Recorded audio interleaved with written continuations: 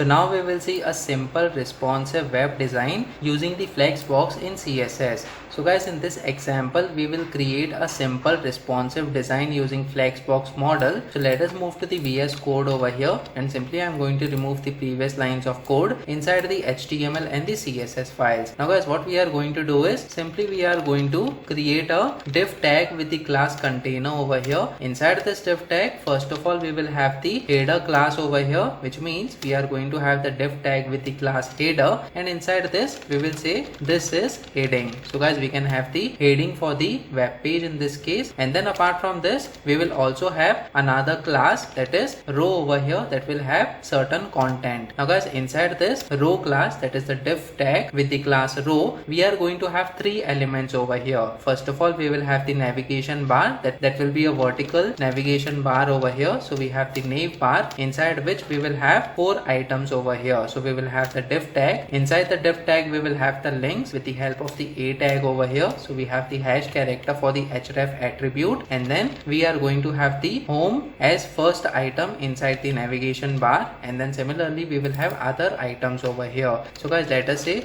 we have blog in this case as the second item, then we have the videos as well, and then we will have the about section over here. Now guys, apart from this, inside the same row we are going to have the main content div tag as well. So simply we are going to say content over here, and then we are going to say a simple statement, that is this is a div tag with content. So guys, basically in order to identify that this is the content div tag over here, we have provided a simple statement in this case, and then apart from this we can also generate certain random text in this case. So guys, let us say we have 40 words as the random text that is getting generated over here, and then guys, apart from this, in the same row on the right hand side we will have another div tag which will be the content at the right hand side. So simply we will have the class name, that is content, and then followed by hyphen, and then we have the right keyword over here, and in this case we will say this is a div tag with right content. So guys, basically we have a simple statement over here, and then apart from this we will have certain random text that is getting generated. This time we will have only 10 words over here. So guys, this is the HTML content that we have written inside our web page, which we are going to make responsive. So guys, let me just save this file now and try reloading this page on the browser. So as you can see, this is the content that we have provided, which is getting displayed from top to bottom over here. Now guys, inside the style.css file we need to provide certain CSS properties in such a way that we need to make this web page as a responsive web page. So first of all, we will make use of this container class over here, and we will make it as a flex container in this case. So guys, basically we will make use of this display CSS property, and the value we are going to use is flex over here. And then apart from this, what we will do is we will set the flex direction as column in this case, so that all the elements are getting displayed from top to bottom. Let me just save this file now and try reloading this page once again on the browser. So as you can see, all the elements by default were displayed from top to bottom, and there is no change over here. Now guys, for the heading part, what we will do is we will make use of this class name, that is header, and we will provide certain CSS property for this header class over here. So guys, first of all we will change the background color to yellow in this case. Apart from this, we will also have the margin bottom property, and we will set it to 10 pixels over here. We will also set the padding as 20 pixels in this case. Also we want to set the font size over here to, let's say, 2 em in this case. So basically it will be 2 times the default font size over here. Let me just save this file now and try reloading this page. So as you can see, we have this is heading text over here, and it is also having the background color as a yellow color over here, and it is also having certain margin bottom property as well. Now guys, what we will do is this row container that we have, that is the div tag with the class row, we want to make it as a flex container, which should be having the flex direction as the row direction, so that all these elements are getting displayed from left to right instead of top to bottom. So guys, inside the style.css file over here, simply we will use the class name, that is row in this case, and we will use the display property. We will set the value as flex in this case, and the flex direction should be equal to row over here, which is the default value. Let me just save this file now and try reloading this page once again on the browser. So as you can see, the nav bar is displayed on the left, and then we have the main content that is at the middle, and then the side content that is present on the right hand side over here. Now guys, we will also provide certain spacing in between them. So let us provide those CSS properties as well. So what we will do is inside the row, whatever div tags are present, we want certain padding and the margin to be provided over here. So we have the div tags inside the row class over here, and simply we are going to provide certain padding in this case. So let's say we have 10 pixels of padding. Let me just save this file now and try reloading this page. So as you can see, we have the padding that is getting applied over here. Now guys, the padding is also getting applied to the div tags inside the nav bar as well. So in order to avoid that, we want the padding to be applied to the direct div child of the row class over here, so that only these div tags, that is the nav bar, then the content and the content right classes, should have the padding and not these div tags which are the part of the navigation items. So guys, let me just save this file now after providing this greater than symbol, which means the direct child should be affected with these CSS properties over here. And when we reload this page, as you can see, now there is no padding that is applied to these navigation items over here, and we have also provided the spacing in this case. Now guys, let us provide certain CSS properties to this navigation bar and make it a proper vertical navigation bar over here. So what we can do is simply for this nav bar, we will make it as a flex container which will have the flex direction as column over here. So guys, we have the nav bar class name in this case. We will have the display equal to flex over here, and the flex direction should be column in this case. So guys, basically we have the column value. Let me just save this file now and try reloading this page. So as you can see, there is no change right now. So guys, inside this nav bar, we want the a tags to be having certain CSS properties and also the div tags as well. So guys, what we will do is simply I'm going to copy these lines of code over here, and then inside the nav bar we have the div tags in this case, which should have certain padding over here. So guys, basically we will have the padding of 5 pixels this time, and then for the nav bar as well, we are going to have certain background color. So let's say we have the value as aqua, which is the background color for the nav bar. Let me just save this file now and try reloading this page. So as you can see, we have the padding and the background color that is getting displayed over here. Now guys, apart from this, for the a tags as well, we want to provide certain CSS properties. So inside the nav bar class name, we have the div tag followed by the a tag over here. First of all, we will set the color equal to black. So basically this is the text color that we are setting, and then apart from this, we also want the text decoration to be none,